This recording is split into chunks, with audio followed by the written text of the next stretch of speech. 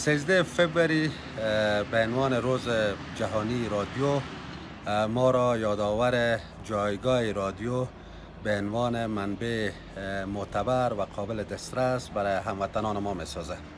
در حال حاضر 394 رادیو با 2956 کارمند که متاسفانه بیشتر از 60% از اینا خصوصا در رسانه‌های محلی بدون معاش و رضاکار می باشه فعالیت داره.